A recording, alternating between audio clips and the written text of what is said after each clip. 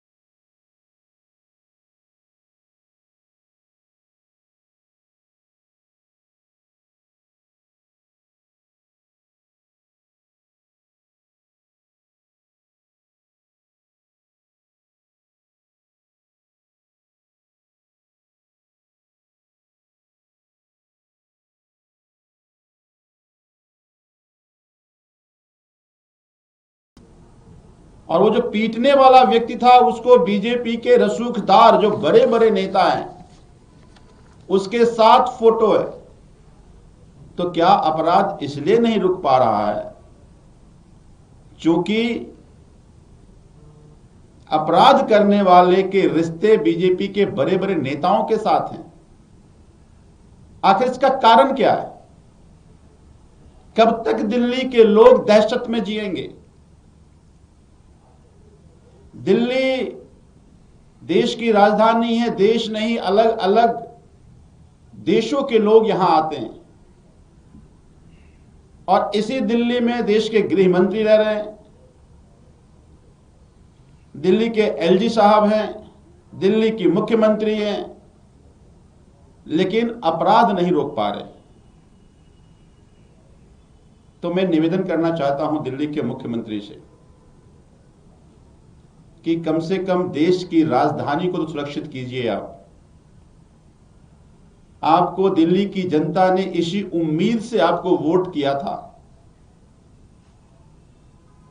कि आप, और आपने कहा भी यही था कि दिल्ली में हमारी सरकार होगी तो हम लॉ एंड ऑर्डर को ठीक करेंगे। लेकिन आज लॉ एंड ऑर्डर के बुरे हाल हैं। तो लोग घर से बाहर निकले और सुरक्षित घर पहुंचे, ये आपकी जिम्मेदारी है। तो मैं उम्मीद करता हूं कि केवल ये जो राजनीतिक प्रपंच और प्रोपेगेंडा करते रहते हैं पूरे दिन आप, उससे समय निकालकर दिल्ली के लोगों के लिए और दिल्ली में जो लोग दहशत में हैं उनके लिए आप कुछ करेंगे। आप दिल्ली पुलिस को, दिल्ली के कमिश्नर को आप ये निर्देशित कीजिए कि इस अपराध पे लगाम लगे। दुर्भाग्य की बात यह है कि लगातार हम लोग इस बात की चिंता करते हुए दिल्ली के पुलिस कमिश्नर से मिलना चाह रहे हैं, उनके पास हमसे मिलने का समय नहीं है। तो कम से कम ये दिल्ली की कानून व्यवस्था मजाक न बने, ये जिम्मेदारी। और मैं उम्मीद करता हूं कि दिल्ली के मुख्यमंत्री इसका संज्ञान लेंगे। और कुलदीप हमारे साथ है, कुलदीप बात करेंगे। दिल्ली की बागडोर भाजपा के हाथ में है। भाजपा के हाथ में दिल्ली की बागडोर है और दिल्ली में अपराधी बेखौफ हैं। आज दिल्ली में अपराधियों में कोई डर पुलिस का नहीं बचा है। वो बेखौफ होकर दिल्ली की सड़कों पर चाकू लहरा रहे हैं, पिस्टल लहरा रहे हैं, लूटपाट कर रहे हैं, धमकियां दे रहे हैं, लोगों की हत्याएं कर रहे हैं, महिलाओं से छेड़खानी कर रहे हैं, बलात्कार की वारदात कर रहे हैं। लेकिन उन्हें आज दिल्ली की कानून व्यवस्था का कोई डर नहीं है। वो बेखौफ होकर दिल्ली की सड़कों पर ये सारे जो कारनामे हैं, जो कुकृत्य हैं, वो करने का काम कर रहे हैं। साथियों, अभी जैसे संजीव भाई ने बताया कि लगातार दिल्ली के अंदर जो हत्याएं हो रही हैं, मर्डर हो रहे हैं। जैसे 1 जनवरी को नरेला में एक प्रॉपर्टी डीलर थे भूपेंद्र, उनका एक शव जो था वो खेतों में मिला और सर पर उनकी चोट के निशान थे, मर्डर कर दिया गया। फिर 1 जनवरी को सुल्तानपुरी सी ब्लॉक में 15 साल के किशोर की हत्या कर दी गई।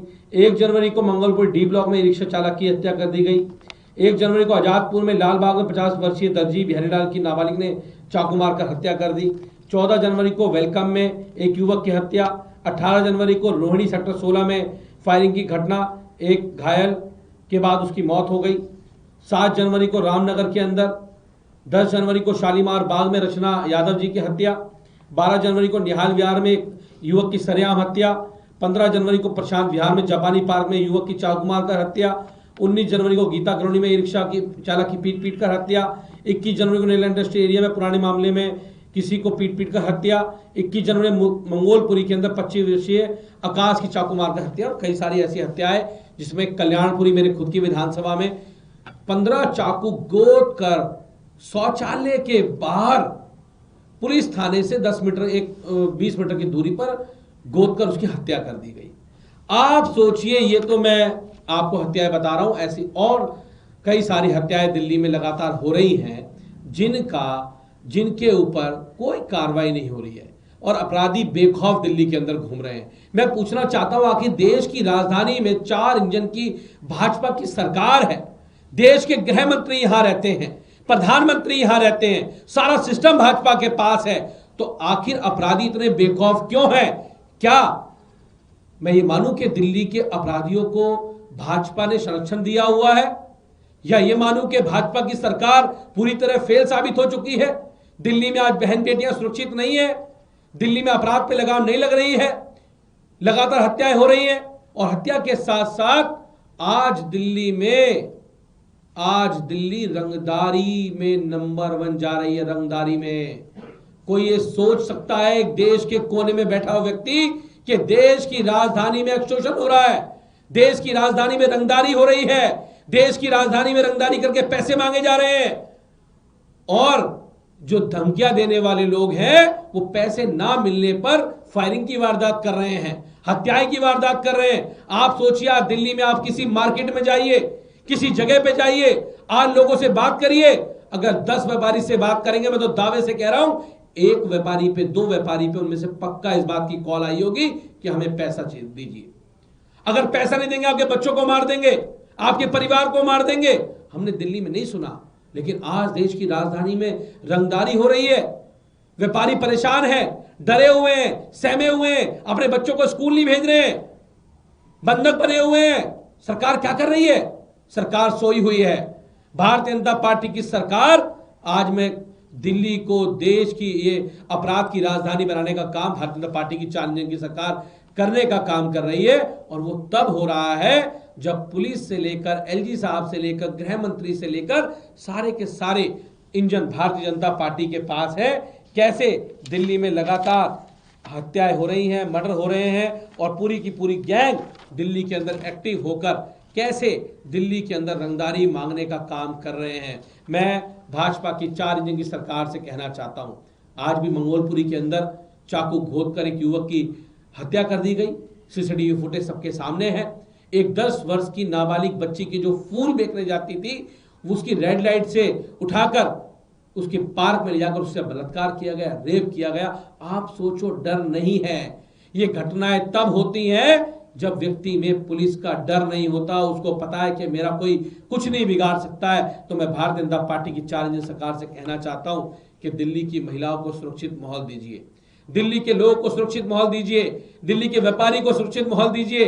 आज वो डर के साए में है। एक आम आदमी के पास धमकियां आ रही हैं, एक्सटॉर्शन के केस बढ़ रहे हैं, उस पर ध्यान दीजिए मुख्यमंत्री जी। और मैं देश के गृह मंत्री जी से भी कहना चाहता हूं, अमित शाह जी, देश की कानून व्यवस्था आपके पास है। आप रोहिंग्याओं की बात करते हो, आप बांग्लादेशियों की बात करते हो, आप घुसपैठियों की बात करते हो, लेकिन आप काम कुछ नहीं करते हो।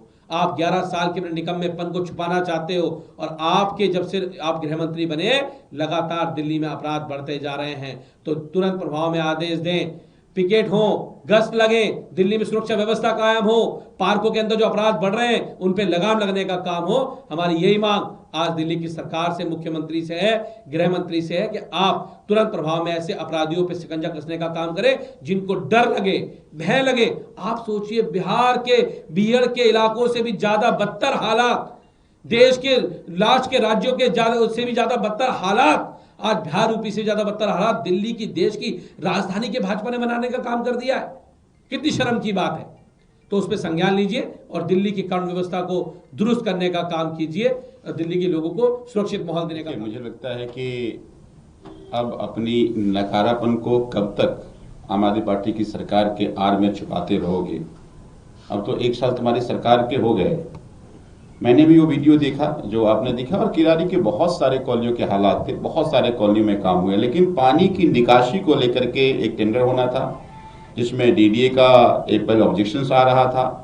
पिछले लगातार मैं देख रहा हूं कि जब से हमारे विधायक लगातार मंत्री से फॉलोअप करते रहे, मुख्यमंत्री चिट्ठी लिखते रहे कि उस पानी की निकासी का रास्ता दिया जाए, जिसके कारण ये दिक्कतें आ रही हैं।